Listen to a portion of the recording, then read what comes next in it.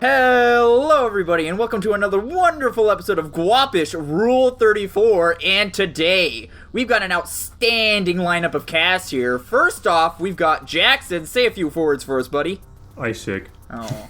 Everybody send out your warm hugs to Jackson and also get sick. Next up here, the kinda not sick but probably just allergies, Tanner. That's right, I love how much fucking phlegm I'm producing. Yeah, and he generously donates that to our fourth co-host here, Nico. Tell us how you feel. I'm the one who got them sick. Awesome. Well, I don't know what I'm doing here today, so what are we talking about? What's going on this week, guys? Well, it isn't exactly something that happened this week. It was a few weeks ago at this point, but, no time like the president, am I right? So, boys, are you familiar with BAFTA? Yes. No. Alright, well, BAFTA is like some fucking British bullshit where they're film buffs or whatever coming together and like, hey, we like movies, this shit's pretty cool, here's some awards, folks. And recently, they decided to start cutting their teeth on the gaming industry, to start throwing, a few attaboys over our way, finally. And recently, they've graced us with what they have labeled as the top 20 most iconic video game characters of all time. And this list has been rather contentious, I must say, and I thought it could be fun for us to just kind of go through this and sort of like, chat a little bit about it to determine like, hey, does this character deserve to be on here? Like, maybe who would we want to replace there? Something along those lines. Not necessarily, but yeah, you get the gist of it, right? Mm-hmm. Right, yeah. Based on what you guys were talking about prior to now, it sounds like I'm not gonna know who a majority of these characters are, unfortunately, so I'll do my best. You should know a majority, but that'd be an interesting first thing to do, is see if he knows all 20. Yeah, is this the list you guys brought up before? You're like, why the hell is this guy on the list and not this other guy? Yeah. Yeah. Okay. Well, we'll see then, because I don't know about that. Alright, and kicking it off here, at number 20, we have Nathan Drake from Uncharted. Mm-hmm. I'll just say, no, he does not belong on here. I mean, I need to see how many copies Uncharted has sold. Okay, so, here's the thing, Tanner. First of all, I don't actually think that, selling a bunch of copies of games, that matters a little bit, but for the most part, I don't think that is, the most important thing we should be taking into consideration here. Because otherwise, it's worth taking into consideration. Sure, it's worth it, but, I don't think it's the end-all, be-all here at all. Because otherwise, hey, why isn't Fortnite Jonesy on this list? Right. But the difference there is that, Nathan Drake is, an identifiable character at the core of this game series versus Fortnite Jonesy. So, 41 million copies worldwide. It also has a movie starring Tom Holland. Yeah. I think Nathan Drake is, at the very least, reasonably in the top 20. I wholeheartedly disagree. This is out of, every video game character ever, right? Yes. Yeah. I mean, where's Trevor from GTA 5, Tanner? Doesn't he belong on there? I mean, because GTA 5 people mostly play online. I mean, that's also true, but they kind of played the story before online came out, so... Far more people just jumped straight into the online than played the story. I know, but online didn't happen before. There was GTA 5, and then they released online, so... the cachet GTA 5 has is based on the online. Well, yeah. I don't think the story really stands out in very many people's minds, or at least in the wider culture. I don't know, Nico. I think out of all three of them, I probably remember, Franklin or Michael more. Probably Franklin more so, but that's just me. I was just using him as an example. I don't think he should be on the list either. Damn it. Oh, well. Really, a big thing for me is Nathan Drake is just a guy. He doesn't have an iconic design. He's just a dude. And to be an iconic video game character, I feel like actually having an iconic design is a big part of what puts you up there. Yeah, let's get. I don't think that really matters, to be honest. No, you don't think that a character having an iconic design matters at all in order to be an iconic video game character. It definitely helps. Well, it helps them become iconic, but if they are iconic, then it having an iconic design on top of that, I don't think really matters. I feel like if you could just say the name of a video game character and people know who you're talking about or what game they're from, I feel like that's notoriety. Nico, let me ask you this. Yeah. Is Nathan Drake in the top 100? Yes, absolutely. Is he in the top 50? Yes, I would say so. Is he in the top 20? No. I'd say top 30. is where I'd be willing to put him. I think this topic would have been better if we actually compiled lists, but anyway. Maybe another time. Alas, dude. Yeah, maybe that'll be the sequel to this. But, like, okay. So, like, here's the big thing, personally, for me. You don't like Uncharted. I think that the games are fine. But I think that the vast majority of this list, if we're being honest with ourselves, should be occupied solely by Nintendo characters. Because they're the most recognizable in the gaming industry. Like, you could easily put, like, fucking 5 Mario characters in this list. 100%. I don't know if all 20 slots would be Nintendo. Like I said, not all 20, but most of the list would be Nintendo. Like 10 minimum probably would be Nintendo characters. I can't argue with that. In my opinion, like, any character that has a movie pretty automatically probably goes on this list, just because, like, getting in a movie breaks them out into, like, you know, the wider pop culture sphere in a massive way. Like, it's a massive advantage to be in something that isn't a video game when it comes to being iconic in terms of the whole world. If we were making a list of, like, top 20 most iconic to gamers, then we'd have an entirely different list. I can see that argument. However, I'm a fucking gamer, dude, so I vehemently disagree with everything you're stating right now. So, like, for example, characters I feel like deserve, most certainly, to be on here more than Nathan Drake. Where's Ryu at? Right. But also, Ryu has a movie, so... Yeah, which just leads even more credence to him being on the list. Yeah, how about, like, Scorpion, you know? Yeah. Scorpion I can agree with, yeah. It just is asinine, downright asinine. I figured he was going to be absolutely the most contentious out of everyone on here. I think at number 19, Ellie Williams from The Last of Us. I don't think that any of us will really debate too much about her. I swear to God, Tanner. Dude, I just, like, Last of Us it has a show, and, like, you know, people love the first Last of Us. Yeah, but it's like, I mean, I guess it's a decade old at this point, but, like, it's so new, you know? Is that like the main character? Like, I don't know. The show does definitely give a much stronger argument for it, but, like, I think Nathan Drake belongs here more than Ellie. I can agree with that. Jackson, what say you on these normal-ass humans, this white woman and white man? I'm indifferent. I think it's fine. You son of a bitch. Alright, well, number 18 here. We have Kazuya Kiryu from Yakuza. I don't know who that is. That's not... Like, don't get me wrong, the Yakuza games, very popular, but that's very much like, this is what gamers think is iconic. Like, I've never played a Yakuza. I'm sure that it's a very popular series. I know they have a bajillion fucking games, but, like, that he's not on the 20 most iconic characters list. Like, he absolutely would be replaced by a Nintendo character. Now, I've played a couple Uncharted's in my day. Not Uncharted, Yakuza's in my day. I think that they're solid games. I do not think that Kazuya deserves to be on this list. Yeah, no. Kazuma, I mean. Not Kazuya from Tekken. Kazuma. Yeah, I mean, I definitely know that the games are free and available to me, but I've looked them over and I'm like, this game just doesn't seem appealing, so that's probably doesn't help the fact either. I think they're really cool. You'd probably get a kick out of them. Much like number 17 here, Asterion from Baldur's Gate 3. What? This is just recency bias. Probably. I technically own Baldur's Gate. Is he even the most popular character in 3? I don't feel like they fucking. There's another one in the top 10, isn't there? There is another one, by the way. He's not the only one. Like, this is just hard recency bias. Like, like, no offense, maybe 20 years down the line, Baldur's Gate 3 will have this really long-lasting legacy, and then we can debate this. None of them are going on this list in this fucking year. I don't mean to spoil or anything, but is, like, Pac-Man or Mega Man on this list by chance? Of course. Pac-Man is, Mega Man is not, who also deserves to be on Mega here. Man is not? No, he's not. Fuck? That's fucking okay, ridiculous.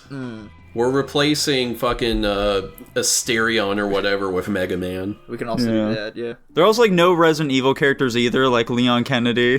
See, that or Jill Valentine. Oh, okay. Resident Evil, though, Tanner. Resident Evil's so fucking... Dude, it's got a show, a movie, and a game. Like, are those characters in the shows and movies, though? I'm pretty sure they are. I'm pretty sure the movies are, like, some original girl character or just Jill or something. I've never seen them, so I don't know. You almost became a Jill sandwich. What? I think they very much so deserve to be on there. How do you not know that line? No, what line? The Jill sandwich You almost became one? a Jill sandwich. Why would I know what that... It's one of the most iconic lines from Resident Evil. Guys... Perhaps the most iconic line. I just want you guys to throw a percentage out. What percent of pop culture references do I usually understand that you guys say? 12%. Yeah, there we go. 12 sounds about right. Yeah, so I think it's valid for you guys to be shocked, but I don't think you should be that shocked. I can definitely see the argument for Resident Evil characters. My only problem is, like, they're not always constant between the games, and and funnily enough, this is an instance where their designs don't really stand out to me. I think Leon and Jill very much so stand out quite a bit. I think because don't their designs also change from game to game? Like, Nathan Drake always looks the same, which kind of helps him in this case. Yeah, he looks the same as every dude who you'll see at a fucking Whole Foods. Exactly. How but like, you go to Whole Foods? What's like the iconic design of like Chris Redfield or Leon Kennedy? I mean, you know, Leon Kennedy definitely is like a Resident Evil 4 outfit where he's got the lady killer hair, he's got the fucking tactical gear on, you know. Jill Valentine very much so, her like blue beret and shit like that. Absolutely iconic. I'd almost go Wesker over any other character as being the most iconic from that series. Dude, you're just saying that because he's in Marvel vs. Capcom 3. I wasn't saying that because I didn't even consider that. Mostly it's because I think he has a far more identifiable, like, silhouette, like the trench coat and the glasses. Yeah. Like, it's far easier to point to him and say, hey, that's fucking Wesker. Yeah. That's more iconic than fucking Jill? Yeah. Then Jill and her blue little beret, her cute little outfit. Yeah, I think so. Because isn't Wesker in more games than any of the other characters? Yeah, he's like the main antagonist of the series. Exactly. So, like, he's a reoccurring character more so than other ones. Right. This is, you know, just my opinion, but... Like, if you consider that Jill is in Marvel vs. Capcom 2... I didn't. Which one is Chris in? Chris is in 3. Holy cow. Yeah. Anyway, moving right along, we have one that I don't think that we can really contest here. Cloud Strife is on here, number 16. Yeah, that's easy. Yeah. Is Sephiroth also on here? No. No way. Which I would include him. I want to, like, you know, I'd probably, if I were making this sort of list, I'd want to include just, like, one character per franchise. Yeah, that would be fair. But if not, then yeah, I'd like to include Sephiroth. I think if we're calling it the 20 most iconic characters, then, like, you should do the 20 most iconic, even if they're all going to be from the same shit. Yeah. Yeah, I guess just have more iconic games developers, come on. 1 through 15, nothing but Mario, Toad, Toadette, King K. Yeah. Number 15, we have Crash Bandicoot. Okay, yeah, that's fair. So, the thing with the Marios is, like, I don't think recognizability necessarily correlates to iconicness. So, like, I'm sure the majority of these would be Mario characters that people recognize, but I don't think that means that they're all the most iconic. Because, like, pretty much everyone who knows Mario could recognize, like, a Goomba. I would not say Goombas are iconic. Right. I disagree. I think Goombas are iconic, dude. I think they're way more iconic than Nathan Drake is. All the way. What are you talking about? Number 14 is Solid Snake. Yeah. Yeah. Okay. Yeah. Yeah, I think he belongs on here as well. Number 13, Minecraft Steve. Unfortunately, yeah. What do you mean, unfortunately? Dude, fucking... It's been a long time running. The Otis needs some representation, you know? Jesus. Yeah, exactly. Dude, Jack Black is going to be playing Steve in the upcoming Minecraft movie. Holy shit. 2025, Dylan. Be on the lookout for it. It's supposed to be in Z's and Sorry, though. Yeah. Number 12, this is one of the characters who I would argue are like one of only 2 characters who should be even considered for number 1 most iconic. It's Pikachu. Yeah. Yeah, you said Pikachu is at 12? Yes. This list is so fucking cracked. I'm not really even basing positions on the list at this point. I'm just kind of seeing whether or not I agree that they should even be on this list, so don't expect any rank. Yeah, Pikachu is obviously on the list. But yeah, number 1 for Pikachu seems right, if not 2. Yeah, exactly. And guess who's right above him? Who is it? Arthur Morgan from Red Dead Redemption 2. Yeah, no. No. Like, what? Huh? It took me a second to realize who that was. I know who that is, but, like, I don't think Red Dead Redemption's popular enough to have any characters on this list. Oh, No. I mean, it's popular, dude. The second game people fucking loved. I mean, yeah, But also, more iconic than Pikachu? No, not even. That's insane. I think that goes with Tanner's recency bias argument. Yeah, for sure. And speaking of recency bias, number 10, Shadowheart from Baldur's Gate 3. Yeah, get rid of that one. Is Gordon Freeman on this? No. Is Doom Guy on this? No. Fuck, dude. Alright. Master Chief? We'll get to him. Okay. I definitely would replace, like, Shadowheart or Arthur Morgan with Doom Guy. Oh, hell yeah, 100%. Dude, where's GLaDOS from Portal? What the fuck? Come on. I think Portal might be slightly too niche. Yeah. Like, it's an iconic game, for sure. I don't know if any of the characters from it are iconic. Where's Geralt from Witcher 3? Where's Commander Shepard? What the fuck is this list? Number 9, Kratos. I think he belongs on That's here. fair. I think he makes sense. Yeah. Yeah. Number 8, Master Chief. We got there, Dylan. We got there in the end. Number 7, Link. Makes sense. Yeah. Number 6, Pac-Man. Also Okay. makes sense. We're getting to, more understandable ones here. Immediately done away with my previous statement, though. Number 5, Sackboy from Little Big Planet. He's not on this list at all. Why? He's not even in the top 100. Dude, Being in why- the top 5 is crazy. He was like, I feel like he was just like the flagship mascot for PlayStation 3 for like a couple of months and then just died out. Yeah. Okay, I just wanted to make sure that statement was Pretty accurate. much, like... I didn't get the appeal of his game. Like, they're like, oh god, look at this Little Big World game. And I'm like, I don't care. PlayStation also sucks, so... I mean, come on. I wouldn't go that far, but, like... Yeah, not anymore. I'm just kidding. All our PlayStation viewers out there, I didn't mean it. Please come back. Swap him out for Parappa the Rappa, and I think we'll be fine. Number 4, Sonic the Hedgehog. Okay, Yeah, that's... He's okay. on here. He's probably number 3. Yeah, more than likely, I'd say. Number 3, Agent 47 from Hitman. This is fucking baffling to me. I don't know who that is. He's the bald guy with the barcode on the back of his head. He has a movie, Tanner. Did you consider that? He does have a movie, and he has, like, a half dozen games, but, like...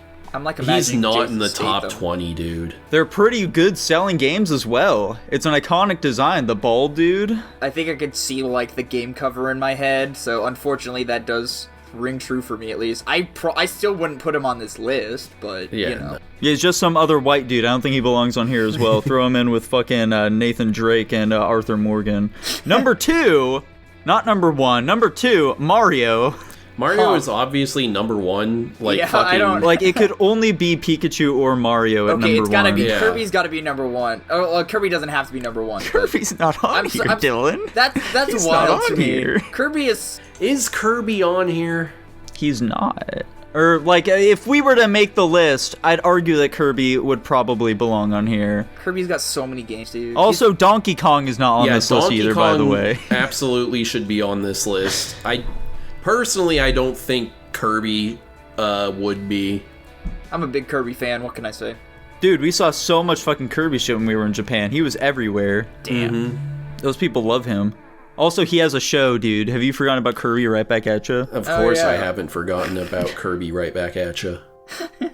And I'll leave you without the anticipation here. Finally, we're getting up to number 1. It is Lara Croft from Tomb Raider. Now, not only is that fucking ridiculous to put her at number 1, is she on the list? I would argue that she is. If Nathan Drake's on Not the list, I number would say Lara 1. Croft is on the list. I absolutely think she's above Nathan Drake. Yeah. I mean, that's fair, but, like, this list is just sandwiched between 2 different consoles, like, exclusive, like, treasure hunter characters, which I think is kind of funny. It is funny the way it worked out like that, where it's fucking Lara Croft 1 and then Nathan Drake 20. Like, Yeah, I mean, to be honest, like, if we want to throw out some honorable mentions, and i.e. honorable mentions being people we would much rather have on this list, do you guys think Sora from Kingdom Hearts would be on this list?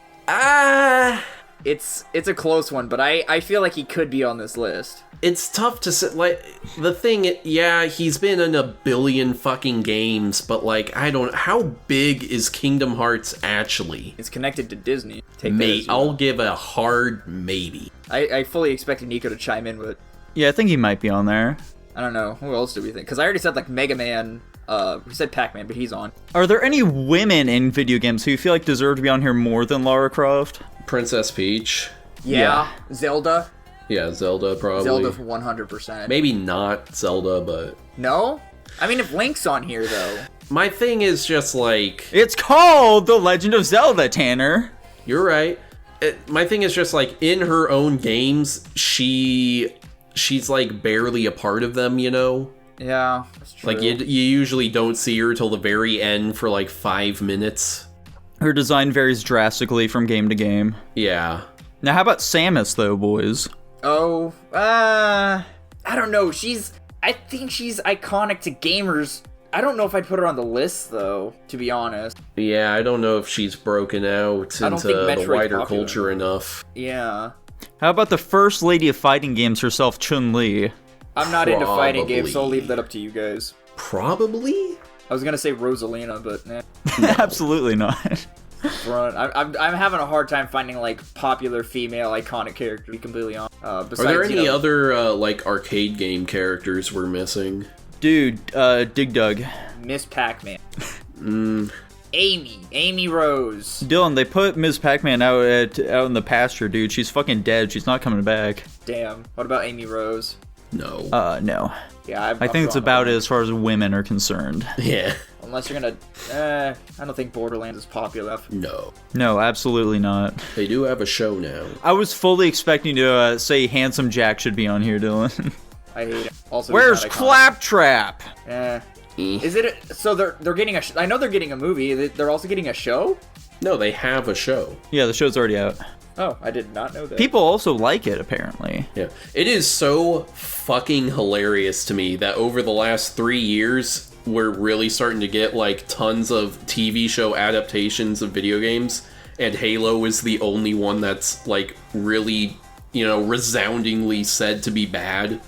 Like, people are enjoying literally all of the other ones, but then everyone's like, man, Halo is shit. But is it like the writing, like the scripting of it, or like what's bad? What are they saying is bad about it? It mostly seems to be that the big difference maker is that all these other shows are like actually respecting the source material, and Halo just threw that out entirely. I heard that in like they had 2 seasons apparently, and in like the final battle of the second season, it's the Battle of Reach. Oh. And for some reason, they found a way to justify none of the Spartan characters being in their armor the entire battle. Because I guess it's too expensive to animate that or some shit. So, like, all of the Spartan characters are not in armor fighting the battle for Reach. That's not how that works on so many levels. What the fuck? Yeah, Master Chief is just constantly outside of his armor throughout the entire show. I'm just imagining Master Chief in just his helmet and some whitey tighties. Just his buff. No, he doesn't have... He is not wearing the helmet most of the show. Master Chief isn't wearing his helmet? Yeah. No, they already fucked up. See, you can't do that. Master Chief always keeps the helmet on. Exactly. I think we see him hang dong in the show, too. Yeah, that's what I've heard as well. It's just a baffling series of decisions to make that. Yeah. Like, people are fucking creaming their pants over the Fallout show, and they fucked up Halo? Yeah, I heard a lot of people saying a lot of really good things about Fallout. I didn't even know it had a show, but everybody was like, oh my god, this is the best fucking show because it's so true to the Fallout story or something. Mm-hmm. I don't know. Yeah, that new Knuckles show also, by the way, apparently is not very good, so we can lump that in with Halo. Doesn't it? It has that one, is Idris Elba? Is that who they decided to have voice Idris Elba. Yeah, Idris Elba. Weird voice casting for Knuckles, but... I kind of like it. He was recently in a documentary about, like, gold or something. What? Yeah. I don't know, whenever I hear Knuckles' voice, I always think of, like, some deep, like, raspy, like, voice. That's how I've always heard, unless you have that Is one that not Idris Elba's voice? No, the way like his accent works makes it a little wispy and whimsical almost in my mind. Makes it too African for you? Nico, when did I ever say that? Stop putting words in my mouth. He has a British accent. What the fuck are you talking about? Yeah, no, I don't know. It doesn't sound grovelly enough, I guess, for like Knuckles' character that I imagined him being this whole time up until now. Dylan, do you think that Knuckles is black-coded? What does that mean? Okay, so check it out, Dylan. You know how they're like anthropomorphic characters, or like characters who like, they're obviously like not some human race or whatever. Right. However, like just based off their like demeanor and shit like that, you can definitely tell that they're supposed to be a particular race. No, I've never thought that about any video game character ever. Interesting. Yeah, I think he's gonna need to actually see some examples to understand this concept. I understand. Knuckles the Echidna, for example, is he black-coded? No, I understand the concept. I've never thought like, oh, this character would definitely be this race if he was human, because they're video game characters, not people. I just keep things simple. Okay, so like Jake, for example, from Adventure Time, or like Darwin from The Amazing World of Gumball. Darwin, yeah, Darwin. Well, that's because like Darwin. Okay, hey, 100%. wait, hold on, both of you, shut the fuck up for a second here. Okay. All right, so I pulled up Games Radar's list of most iconic characters. Spyro, is he in the top 20? I would argue that he's not. Well, if really? Crash Bandicoot's on there, I would say Spyro's on there. I think that Crash Bandicoot's significantly more iconic than Spyro is. Significantly more? Yes. As much as I like Spyro, I do not think that he has been around much as of recent years, particularly. True. To really stand out. How about Rayman? He's good, but no, I don't think top 20. Like, I really like his games. I am skipping all the ones that I personally don't think would be in here. Is the Big Daddy from BioShock iconic enough? My big thing there is he's not really a character. Yeah. It's more like a collection of antagonists. Like, if we'd include him, then we may as well get, like, Pyramid Head on there. I was actually about to say Pyramid Head. Yeah. Well, no, because, like, in BioShock, though, the Big Daddy's, like, a collection of, like, these monstrous creatures, so I don't see that, unless we're just gonna include them as a group, then yeah, but they're not a singular character. Yeah, like, if we include him, we may as well include a Goomba! Sure. Yeah, right. What else we got here? I don't know, do we think any other Final Fantasy characters would go in? No. Games Radar's list gets real iffy after 25. Let me. Yeah, like who? Who are they including on there? Like they got shit like who even is this? Dorian Pavis, some character from Dragon Age Inquisition. That's wacky. A dog. This one they have a dog, just some dog from Fable 2. What about Goku? Can we include Goku? No, of course we can't include Goku. He's not a video game character. He's in fighting games. No, he doesn't count as a video game character. They have Doom Guy at 47. Even this list is fucking cracked. How about Ratchet? Should Ratchet be in the top 20? No. I actually really personally love his games. Because I would also say if Ratchet goes, I would say like Sly Cooper or Jak and Daxter. Or I guess it would just be Jak. Which I don't think we'd say either of them would go on the list. I personally might put Sly Cooper on the list, but... I definitely wouldn't. Hard maybe. But I think that's enjoyment bias when it comes to games you really like, so... I feel like that's something we could do. We could probably slap together a list of, like, our top 10, top 20 video game characters and then go from there. I mean, I don't know about top 10, but top 10 iconic, now there we go, that's something. But, like, if we do this in the same sense of, like, how we did the Cartoon Network shows, I really feel like we wouldn't actually come to a conclusion. I think it would just be us sharing our list, and then whether or not we could possibly agree in like a top list if they would. I mean, if we're just like sharing a list, I feel like that's much less interesting because it's just like, right, exactly. Okay, yeah, that's cool picks, I guess. Anyway, I'm getting on to mine now. It doesn't really, stimulate a conversation much. Yeah, but the other way we'd be arguing for fucking ever and never get anywhere. Which is at least a conversation. I guess we can try it. Where's Monica from Doki Doki Literature Club? Why isn't she on here? How far down on the list are you right now, Tanner? I'm just scrolling through different lists, seeing if there's anything I like. Also, they had Ellie on the list. Is Joel not over Ellie? No. Ellie is in 2 games. Joel is also in 2 games, but not as much for the second one. Yeah, dude, Joel, Bastion Head Joel is on. Okay, here's a Time Magazine article from 2017 about the 15 most influential. Let's see what we got. We got Peach, This one also still includes Lara Croft. Huh. Pac-Man, Pikachu, Link, Master Chief, The Sims? Shut the fuck up. That doesn't... What? You dumb bitch. My sim that I created to fulfill my fart fetishes deserves to be on here. Dude, what the fuck? So number 5 is Shodan, the weird AI thing from System Shock. The hell is System Shock? Huh. Number 3, Vault Boy. What? What the Number 2, Diablo. Number 1, the Z-shaped Tetris block. Are these people retarded? I think they're trying to be funny. What does it mean by Diablo? Like just the demon Diablo from Diablo. Mario isn't even on this fucking list. I think that automatically invalidates this list. Outside of the fact that the Z block from Tetris is...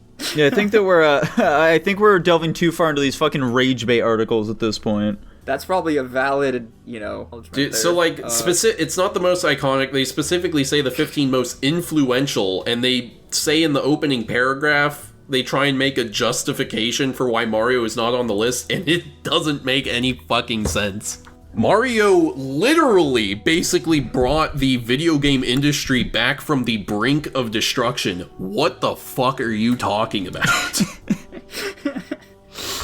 Therefore, he does not deserve to be on here. It would be too obvious to pick him. Oh, dude, here we go. Giant Bombs, top 100 video game characters of all time. Finally, a list we can actually listen to. Never mind. Number 1 is Tails. Yo, that's a goated list. I love Tails. Tails is better than Sonic. So the top 5, according to Giant Bomb, I think this is some random user on a Giant Bomb forum, so take this all with a grain of salt. Number 1, Tails. Number 2, Zero from Mega Man. Huh. Number 3, Ness. Number 4, Sakura from Street Fighter. And number 5, Samus. Hang on a second. This guy, I think, might be cooking a little bit. I knew Nico was gonna... Let's see. Here's a character that didn't come up before. Bomberman. He's not relevant anymore, unfortunately. Fucking Gino. Yeah, right. This is just his fucking wish list for characters he wants to be in Smash Bros. This seems to just be characters he likes. Like, he's got the hamster Rick from that one fucking Kirby game. Yeah. Oh, okay. Doesn't make any sense. Ultimate something. Yeah. Ultimate mashup or whatever. This is definitely a much more varied list, at least, I guess. But yeah. A lot of he's got the fucking government name of the Dig Dug guy. Taizo Hori. Yo, where are my Lethal Company boys at? Why aren't they on the list? Ooh. Okay, would this isn't on the list, by the way. He has a Castlevania character, which made me think, is Dracula as depicted in Castlevania in the top 20? No. I wouldn't say so either. Okay. Dylan, do you know what Dracula's iconic line from Castlevania is? No, I've only played the one, and I don't think I made it very far in it. Bummer. I actually don't even know if it was a Castlevania, to be completely fair. All I know is just run around a castle, fighting the ghosts of haunted furniture. He's got Abe from like Abe's Oddworld on here. Oh my god. Alright, well I think we should probably get past this topic at this point. I feel like we've worn out its welcome. Probably right, but it's so fucking fascinating, dude. Could we make a least iconic characters list? Just ones that really did not stand out at all. I feel like that would just be us fighting games we've never heard of and just slapping them on a list because who cares? Okay, hold on. Last one, I promise. You know what? It's not funny, actually, now that I think. I was going to say Pepsi Man, but yeah, he's definitely not. Here I have the Noid. Guys, should he be on here? Guys, this is a travesty. None of my Destiny characters are on the list. Where's Cade 6? Why isn't he on the list? Actually, Cade 6 would probably be the most likely out of all of them. One of the lists I read did have Cade 6 on there, and I ignored it because I'm like, no. It's because you're a damn bastard, Tanner. That's what you are. Yeah, that's exactly it. Yeah. Alright, well, I brought that banger forward today. You guys got any topics you want to talk about here? I don't know. I kind of... Let's do this quick one here. What's your favorite Dylanism? Oh, God. I figured we would put more thought into this one. Oh, no. I am curious to hear it, though. We can belt these off the top of our head. Is it something I typed in the general chat, or, is this something you guys remember me saying? No, this is, like, a reoccurring behavior of yours. Oh, a behavior. Okay. Yeah. I'll go first just to give you guys time to think. My favorite Dylanism is when he uses, like, slightly more advanced words to try and sound smarter, but he uses them wildly out of context and, like, just straight up incorrectly. Yeah. I do that, but that's because I have a preconceived idea of how the word is used. Mm-hmm. Like, if we actually I know early on in the podcast, I would spend time actually saying, that word doesn't mean what you are using it to mean, but I've learned that if we did that, I'd be calling out about 20 to 25% of everything you say.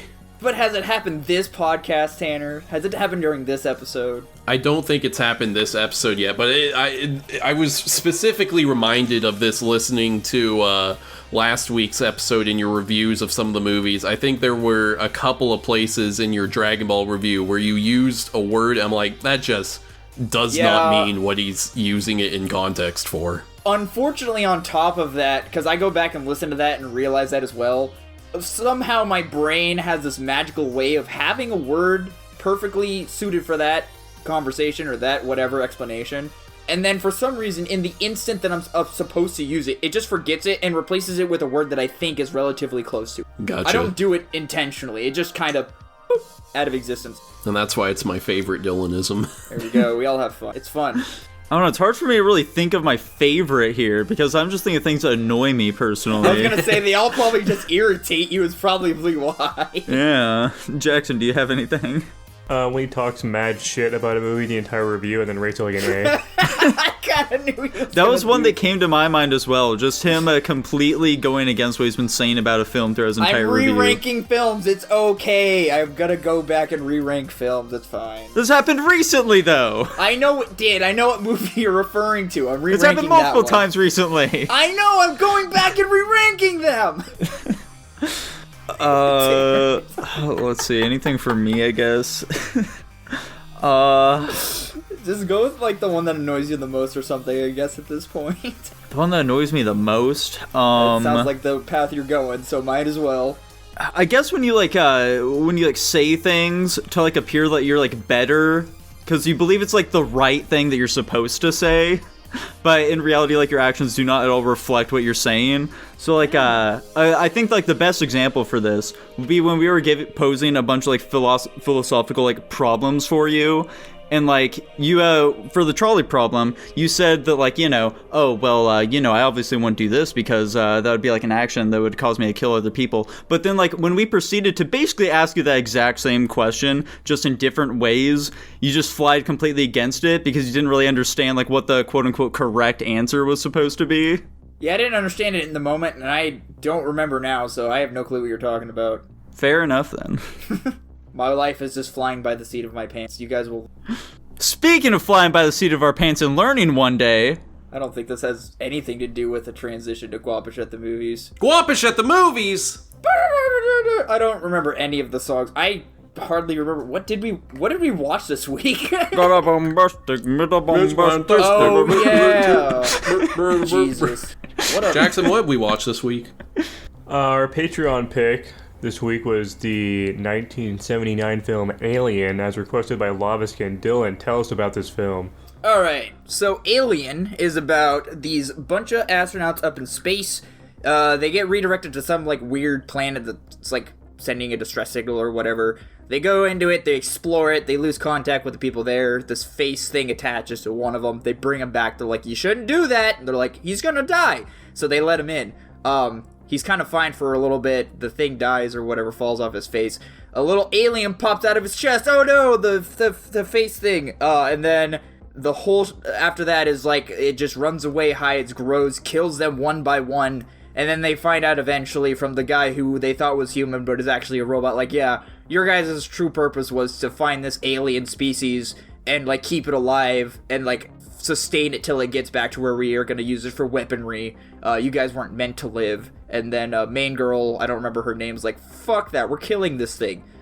She blows up the ship, thinks she kills the alien, finds it on her ship. Executes it out into space or whatever. That's not the word I meant to use. And then the movie ends. Dude, that's insane. Tanner, what's your haiku, dude? My haiku, as inspired by Alien, a distress beacon. attacked by unknown creature. At least the cat lived. Dude, oh my, this cat was almost responsible for 2 people's deaths in this movie. I don't care how much you love a pet. I'm not gonna, I get the motive in the beginning, like, oh, the cat's gonna trip the motion sensor again, we gotta catch it. Their premise was like, don't go off alone, like, go in groups. And then they send this one guy off by himself. So, this movie unfortunately suffers from, like, plot for plot convenience. Dylan, if you and your dogs were trapped on a space station with the alien, which one of you would you want to survive? Why would you? I don't want to answer this question. I don't want to think about this. This is awful. I don't want to. Don't make me choose. That's like choosing between my children. Yeah. That's awful. I don't want to do it. That's like you're lucky you only have Mochi because I can't make you weigh your morals here. I mean, I'd rather survive than Mochi. I mean, yeah, obviously, I'm not gonna like. I don't know.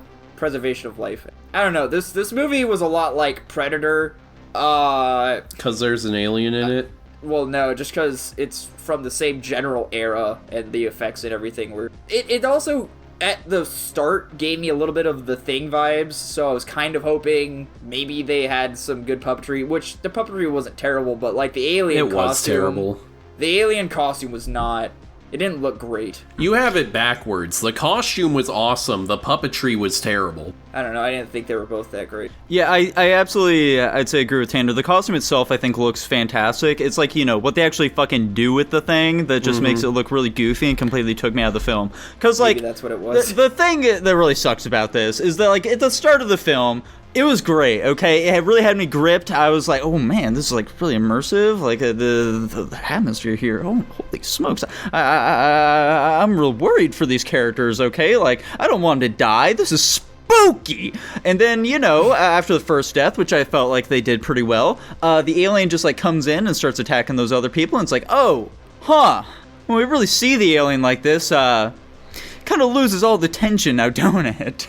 And that just carried on throughout the entirety of the film for me, and I just could not get back into it after that point. When you say the first death, I'm going to assume you don't mean the thing, the guy that popped out of. I'm assuming. No, I'm not counting that one. Mechanic guy who the chain. Oh wait, yes, that's the first death. Okay, I wanted to make sure. Yeah, it's not like Predator where everything was like cool actiony. It was kind of, the more suspense drawn out horror, which does, I agree, make for a good atmosphere.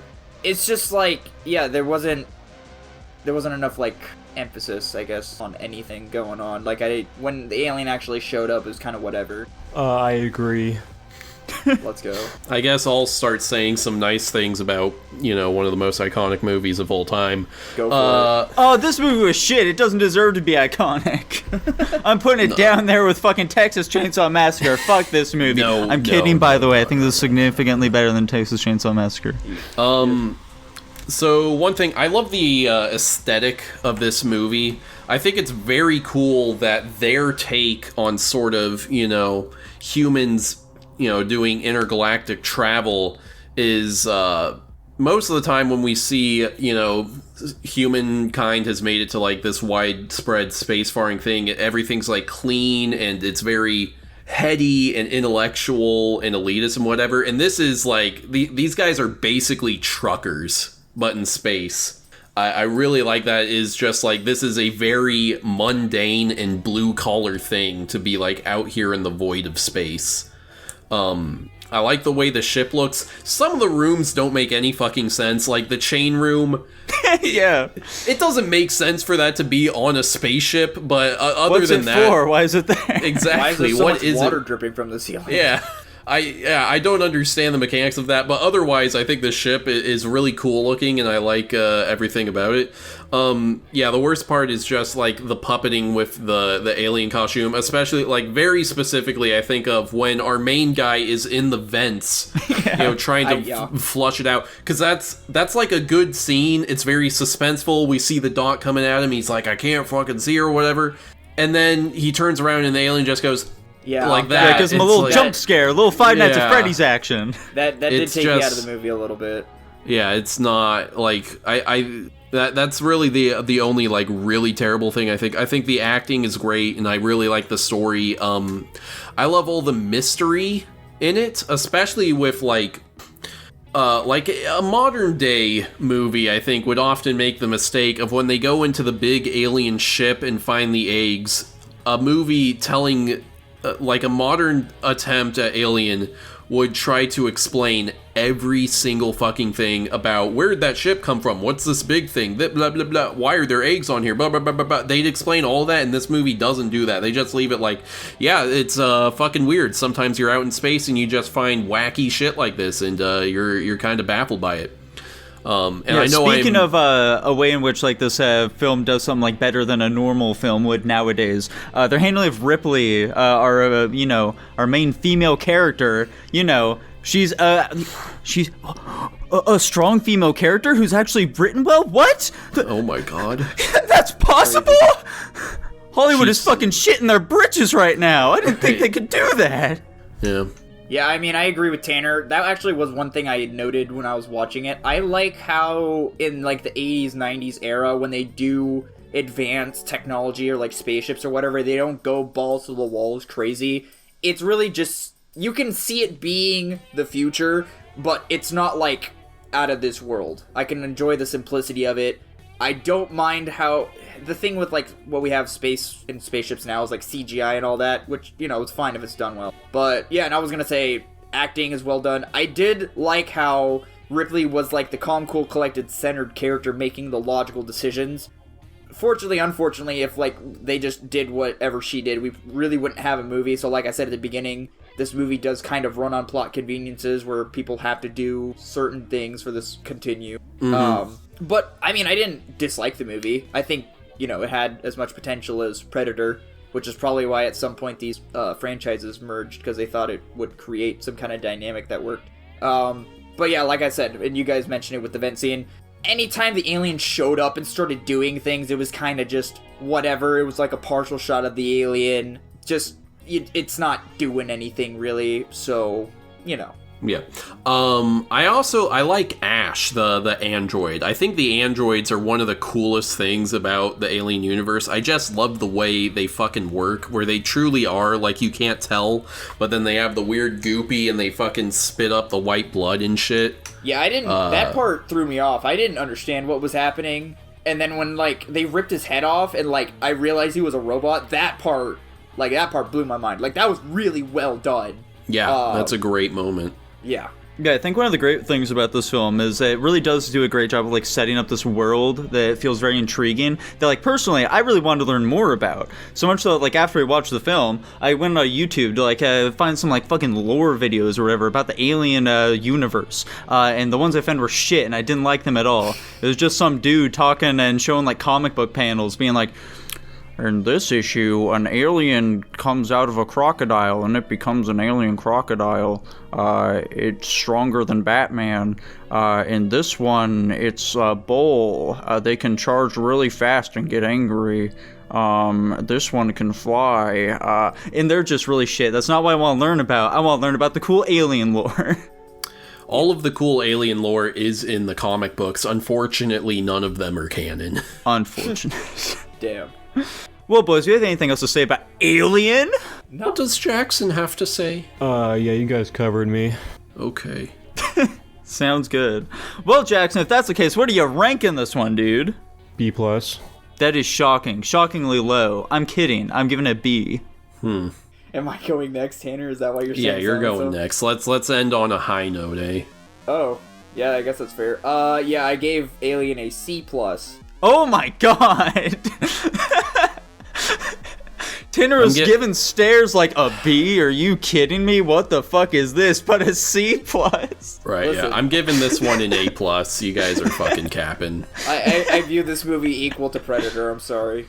I liked it more than Predator at the very I like least. Predator I think. more I don't than remember this. what fucking Predator. Where do I have Predator I have ranked? Predator at C+, but I still like Predator more than this movie. I found Predator more engaging. This one was kind of just I have Predator I have them both at the same rank, so seems about right for me.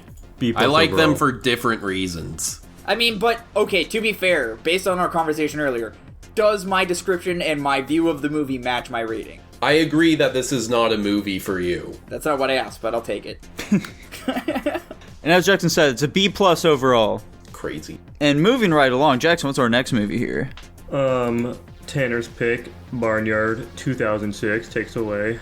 That's right, Barnyard is about Otis the cow. He lives on a farm. The farm gets attacked by coyotes, and Otis's dad dies, and then he kills the coyotes, except he doesn't, I guess. I was about to say. My haiku, as inspired by Barnyard, coyotes are coming, trans icon Otis steps up, cue Tom Petty song.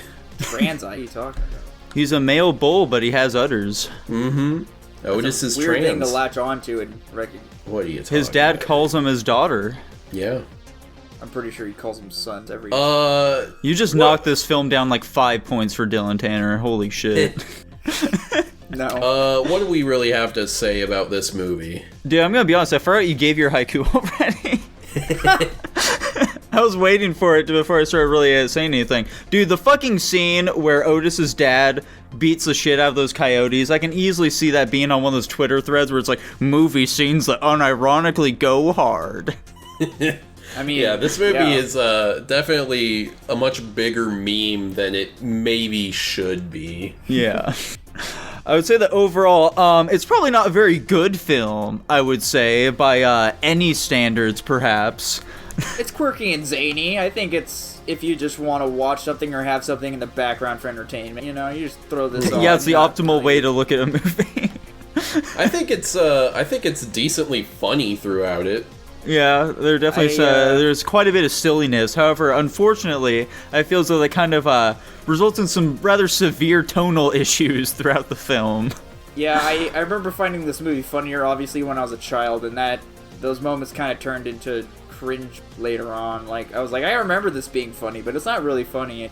So, dude, Dylan, are you saying you didn't like the cow tipping scene? No, that was kind of whatever. I'm kind of, indifferent on this movie, to be honest. You're saying you didn't like Wild Andy or whatever the fuck that creature's name was? No, that thing's stupid. I don't really even think I liked it when I was a kid.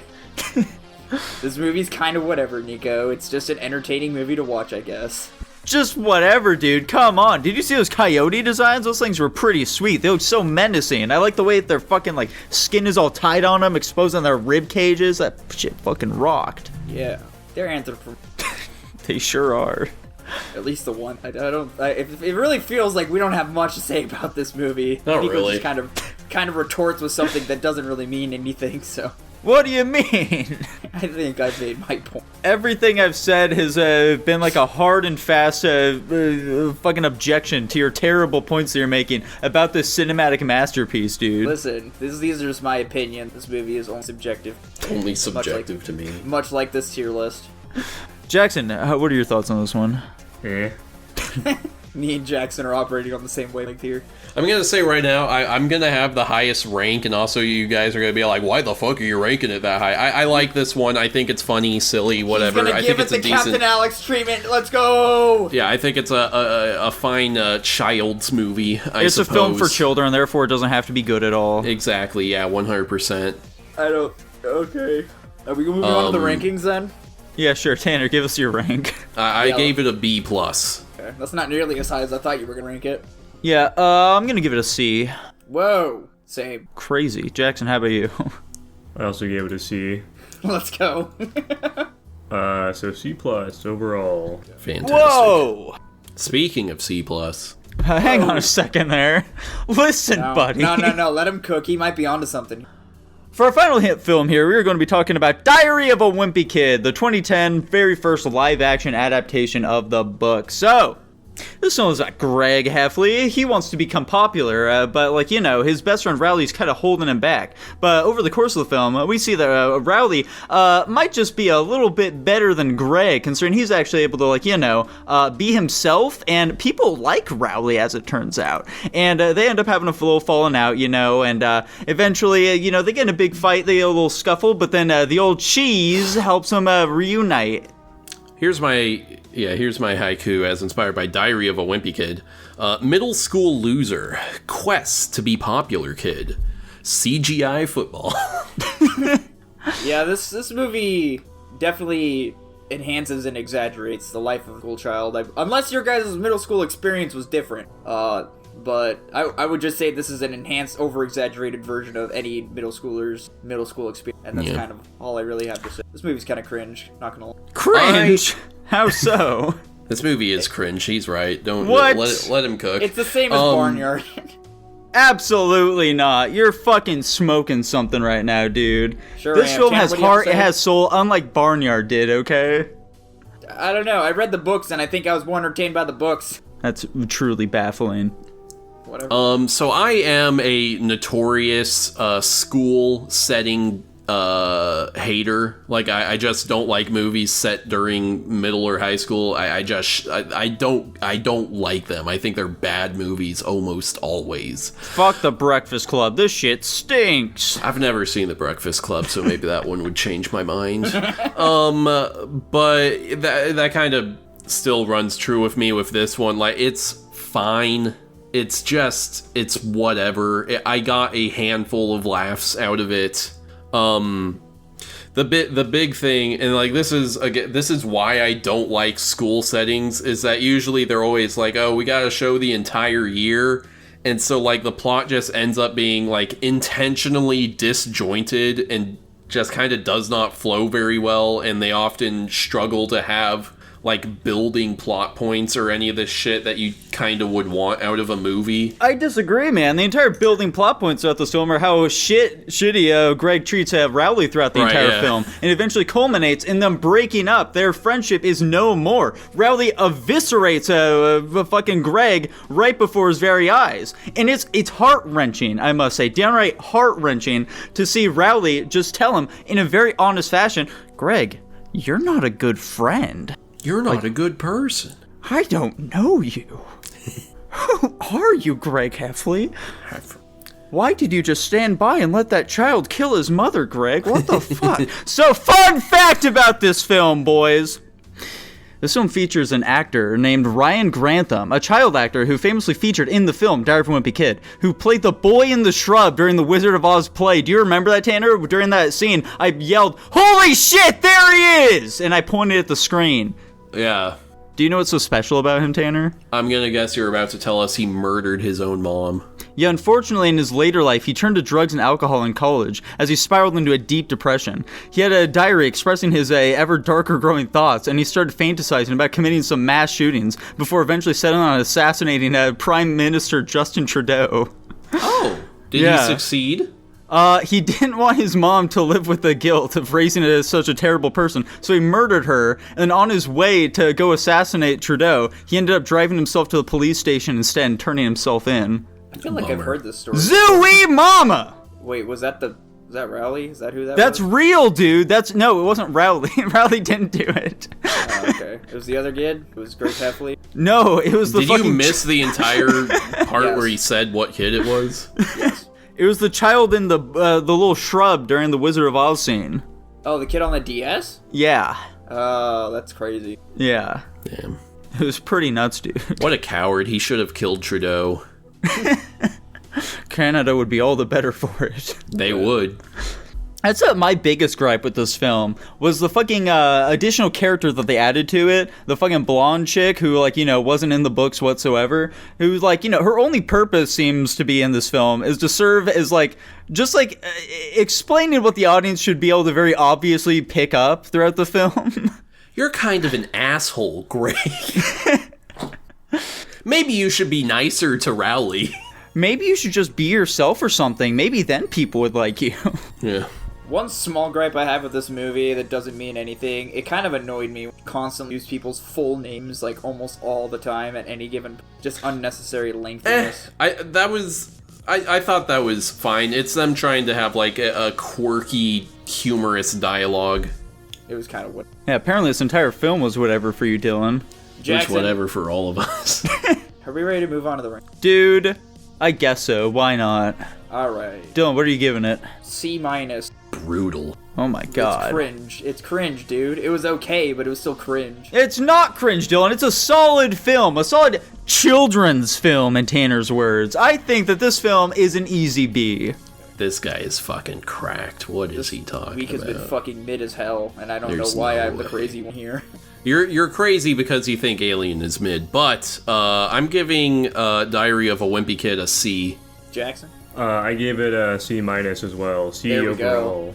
Whoa! See, well, did you guys say anything when I rated Predator C+? Maybe. Yeah. And where does it land, dude? He already said C. No way. Pretty mid, like I said. Well, Dylan, if you thought that this week was mid, then are you going to be maybe alleviating that issue a little bit by picking what you believe to be an S-tier film for next week? We are going to be watching Clash of the Titans. This is not going to be an S-tier film. Probably not. I don't remember which one this is, though. There's Wrath of the Titans and there's Clash of the Titans, and I don't remember which is which. Wrath of the Titans is a sequel. Okay, then probably not going to be good. I think Wrath of the Titans was the one I'm thinking is better. Unfortunate. Jackson, how about you, dude? I'm picking the 2007 film 5 centimeters per second. I see. Is this a racing movie? No, it's like a love crazy. drama. Yeah. What? That makes even About less two sense. snails. Yeah, it's actually a sequel to Turbo. I was about to say, like, Turbo. All right, and finally, dude, can you go ahead and roll that Patreon for us? Oh boy, I can't wait for Lucas Ledet to get another movie picked. No, sir, we are getting Paw Patrol, the Mighty Movie. No way. Recommended by Hunter Nikolai. Thank you, dude. What a fucking week, dude. Jesus. Yeah, this is going to be a very fun one, apparently. I can't wait to check them all out. Oh, yeah. And if you, too, would like to recommend a movie, then you should go ahead and head on over to our Patreon, /Guapish, where you will not only have the ability to request a movie, but you will also get access to our pre-Guap pre-show. You'll get early access to all of our episodes, Discord access, where you get to chat with us, maybe talk up Dylan a little bit, maybe request that he up his fucking alien ranking, maybe. You also get 500 slime coins, and of course, the big one. You get your name read out at the end of every single episode, just like Jackson is about to do right now. Hang on a second, though, Jackson. I need to pull these up here. I couldn't He's really fumbling. do that previously. Hang on. It's taken forever to load as well, unfortunately. So, You might as well read it off at the... golly. Hang on a second. All right, I know there we the go. first one's Netagan. Never mind. Jackson doesn't want to do it because he's a sick little boy today. So I'll go ahead and read him off instead. Thank you very much to you, Blake, Netta Grant, Raheem Rojwani, Kyler Nikolai, Uranium Infused Motor Skills, Topperman Man, Joshua Bean, I'm Gay for Godzilla, Tutbot, Lucas Ledet, Hunter, and Jacob Edwards. Thank you very much, everybody, and bye-bye. Bye.